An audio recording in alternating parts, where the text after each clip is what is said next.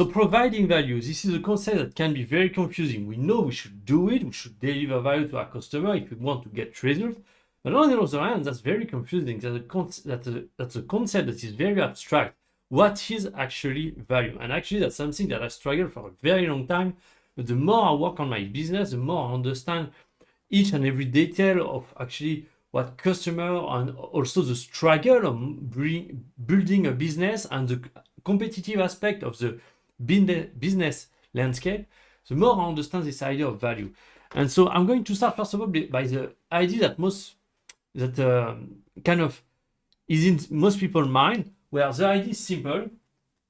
The more solution you the bigger the problem or the more problem you're solving, and the better the solution, the more value you provide. Put simply, this is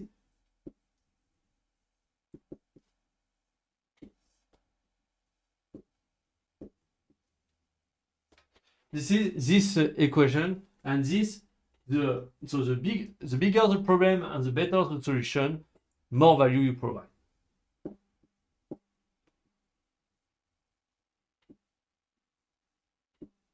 So that would be the common, I would say, way that people think about it. But there is a very massive flaw with this idea. This is actually not to provide a lot of value. This is not problems that you need to solve. This is a problem. Because more you focus on many problems, the less time you have to actually solve them. And on the other hand, this is not solutions, this is a solution. You want to provide a very good solution to one specific problem. And of course, the bigger the problem, the more value you're going to get. But this is one specific problem. And that was kind of the thing I went wrong at the beginning, where I've tried to understand value. And after reading what Alex Hormozy gave into his $1 million offer book, where I started to think that, okay, I need to solve pretty much every possible problem that my customer is going to have, and then I'm going to build a great solution around this, and this is going to be great. But unfortunately, that doesn't work like that. Let me explain. See, if you focus on 100 problems,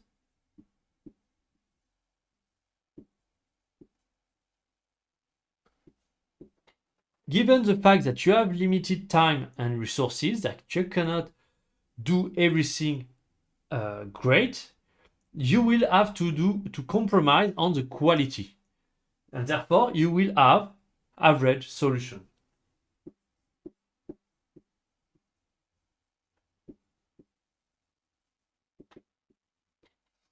On the other hand, if you decide, you know what, I'm going to focus on one specific problem,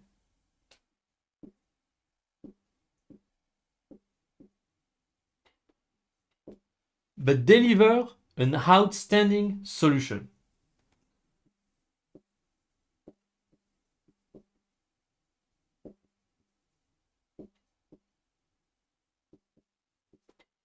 Who do you think customers are going to like more?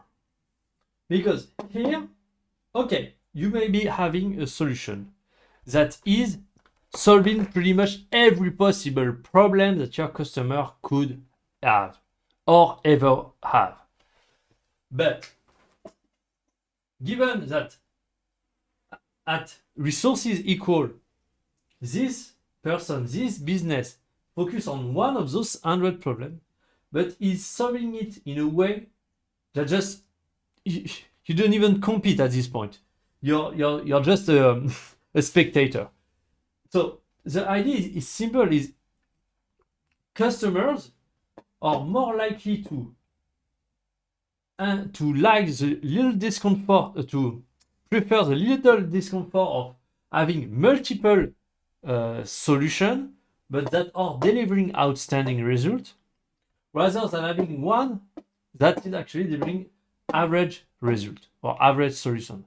And that's kind of the idea of people are trusting experts over generalist, because that's kind of embedded in our mind that, okay, if someone is focused on something, therefore they must do better. That's not necessarily always the case, but that's kind of the mindset that people have.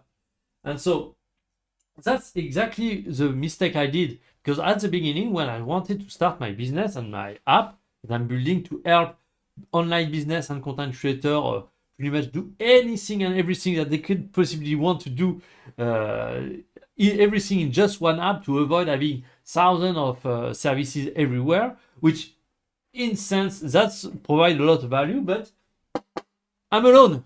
So if I focus on everything at once, I'm just going to have an average solution. And so that's why I started rethinking my approach. And now I'm focusing more on what I like to call mini apps. So those mini apps are actually a sub-part of my big app, but focus on one and only one problem, where I try to build this mini app that is focused on solving this specific one problem, but I'm focusing my effort, my energy at solving this problem to the best of my ability and in an outstanding way, basically. And I'm not stopping until this mini app is done and that gives me a product that I can sell and that people are happy with. Then the idea is simple, is not okay. It's not that you're giving up on those hundreds problems, it's just that you're selecting your battles. Okay, I focus on that. Once that is done and this is outstanding and I know no one is doing better than me in the marketplace, and there is nothing really more that I can do at this point, you can start working on another problem and another.